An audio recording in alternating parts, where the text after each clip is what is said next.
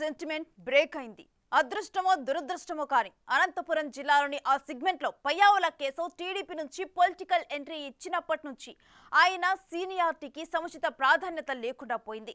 ఎంట్రీతోనే ఎమ్మెల్యేగా గెలిచిన కేశవ్కి ఆ తర్వాత నుంచి లెక్కలు కలిసి రాలేదు. ఆయన గెలిస్తే పార్టీ ఓడిపోవటం, పార్టీ అధికారంలోకి వస్తే ఆయన ఓడిపోతూ ఉండటంతో ఉరవకొండ సెంటిమెంట్ రాష్ట్ర వ్యాప్తంగా ఫోకస్ అయింది. అయితే ఈసారి ఆ సెంటిమెంట్ బ్రేక్ అయ్యి టీడీపీ అద్భుత మెజార్టీతో పవర్లోకి వచ్చింది. అటు కేశవ్ రికార్డు మెజార్టీతో గెలిచి మంత్రివర్గ రేసులోకి వచ్చారు.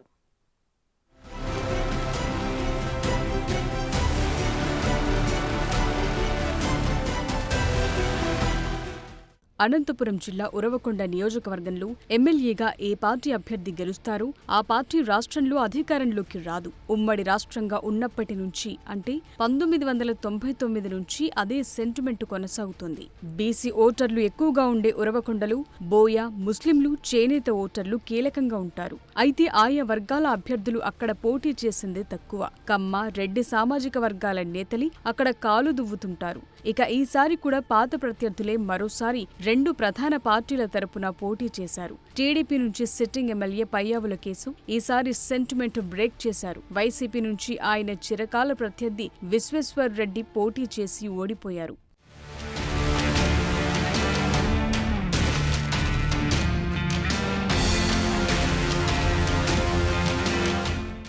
ఉరవకొండ సెంటిమెంట్ను బ్రేక్ చేస్తూ పయ్యావుల కేశవ్ 21,704 ఓట్ల రికార్డ్ మెజార్టీతో విజయం సాధించారు. 1999లో టీడీపీ అభ్యర్థిగా ఉరవకొండ నుంచి పోటీ చేసిన కేశవ్ పరాజయం పాలయ్యారు.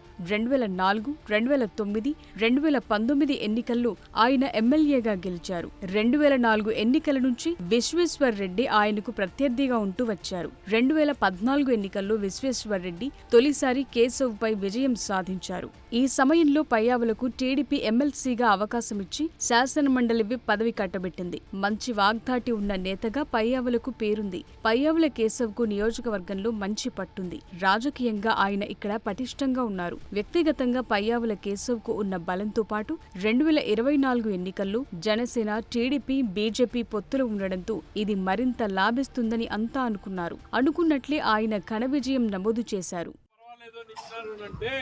ఈ రోజు ఏం జరిగిందో మీకు తెలియదు. మీరు ఇంటికి వస్తే వైఎస్ఆర్ నాయకులు నిమ్మగల రైతులు తెగిపోయి రెచ్చగొట్టినారు. రోజంతా తిట్టుకోండి. నియోజకవర్గంలో ఉన్న నాయకులంతా నన్ను తిట్టండి, నాకు బాధలేదు. నీళ్ళు ఒక రోజు కాదు, ఒక యజ్ఞం పెడితే లివర్ ఏమైతుందో తెలియని పరిస్థితి. ఆసుపత్రి ఖర్చులు పెరిగి మనిషిగా రాజు అనేవాడు ఎట్లుండాలా అంటే మనసుతో రాజ్యం చేయాల. ఈయన కట్టితో బెదిరింపుతో రాజ్యం చేయాలనుకుంటున్నాడు. ఎక్కువ కాలం చెల్లుబాటు కాదు. ఇప్పటికి 10 సార్లు చూపించింది. రేపు మళ్ళా సత్తా కూడా చూపించబోతున్నాం.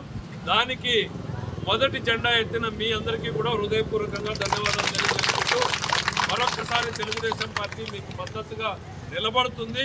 రాబోయేటువంటి రోజుల్లో మా స్పష్టమైన విధానాన్ని కూడా విశ్వేశ్వర రెడ్డికి వేయాలని ఏడన్నా పొరపాటున ఆలోచన చేస్తే వాళ్ళకి చెప్పండి. మనమే కాదు, తినే అన్నంలోకి మన్నేసుకున్నట్లయితే అది విశ్వేశ్వర రెడ్డి కోటేస్తే అని చెప్తూ వైసీపీ నుంచి పోటీ చేసిన మాజీ ఎమ్మెల్యే విశ్వేశ్వర్ రెడ్డి కూడా స్థానికంగా పలుకుబడి ఉన్న బలమైన నాయకుడే. సౌమ్యుడిగా పేరుంది. 2014లో ఆయన గెలిచింది 2000 చిల్లర ఓట్ల మెజార్టీతోనే. అయితే ఈసారి వైసీపీలో వర్గపోరు కొనసాగింది. ఎమ్మెల్సీ శివరాం రెడ్డితో ఆయనకున్న విభేదాలు విశ్వేశ్వర్ రెడ్డి కొంపముంచాయి. ఈ ఎన్నికల సందర్భంగా హడావుడిగా ఈ ఎన్నికల కమిషన్ మీద ఒత్తిడి తెచ్చి వాళ్ళ దగ్గర ఉన్నటువంటి ఫోన్స్, ల్యాప్టాప్స్, ఇతరం అన్ని కూడా తీసుకొని వాళ్ళు ప్రజల దగ్గరికే పోకుండా ఈరోజు కట్టడి చేయడం పట్ల వాళ్ళు ఈరోజు అవమానంగా భావించి రాష్ట్రంలో వందల వేల మంది రాజీనామాలు చేస్తా ఉన్నారు. ఓటమికి కారణం వర్గపోరు అని, కేవలం 2000 ఓట్ల తేడాతో తాను ఓడిపోయానని విశ్వేశ్వర్ రెడ్డి ఆవేదన వ్యక్తం చేసిన సందర్భాలున్నాయి. ఇక విశ్వేశ్వర్ రెడ్డికి తన సొంత కుటుంబంలో కూడా విభేదాలు పడుతున్నాయి.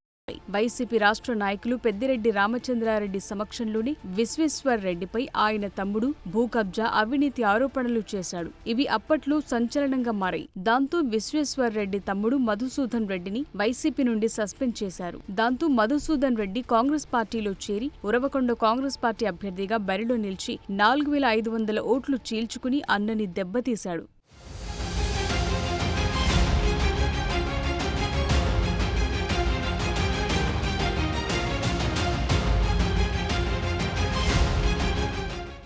ఇక ఉరవకొండకు 1999 నుంచి సెంటిమెంట్ కొనసాగుతూ వచ్చింది. ఆ ఎన్నికల్లో పయ్యావుల కేశవ్ ఓడిపోతే టీడీపీ ఉమ్మడి రాష్ట్రంలో అధికార పగ్గాలు చేపట్టింది. తర్వాత 2004, 2009 ఎన్నికల్లో కేశవ్ విజయం సాధించారు. టీడీపీ ప్రతిపక్షానికి పరిమితమైంది. 2014లో తిరిగి పయ్యావుల కేశవ్ ఓడిపోయారు. టీడీపీ అధికారంలోకి వచ్చి కేశవ్ సీనియారిటీని గౌరవించి ఎమ్మెల్సీని చేసి విప్ పదవి కూడా ఇచ్చింది. ఇక 2019లో కేశవ్ గెలిస్తే టీడీపీ విపక్షంలో కూర్చుంది. ఆ క్రమంలో ఉరవకొండ సెంటిమెంట్ రాష్ట్రంలోనే చర్చనీయాంశంగా మారింది.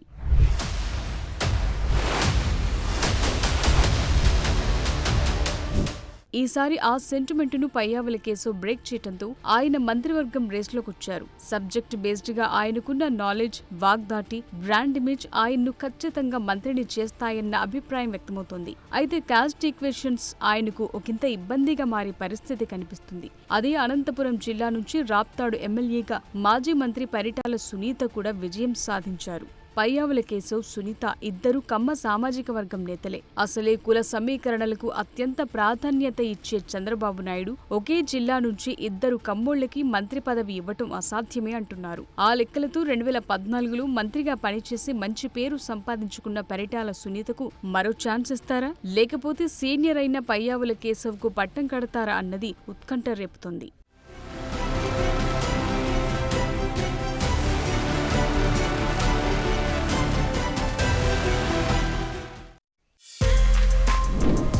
For more videos like this, subscribe Big TV channel.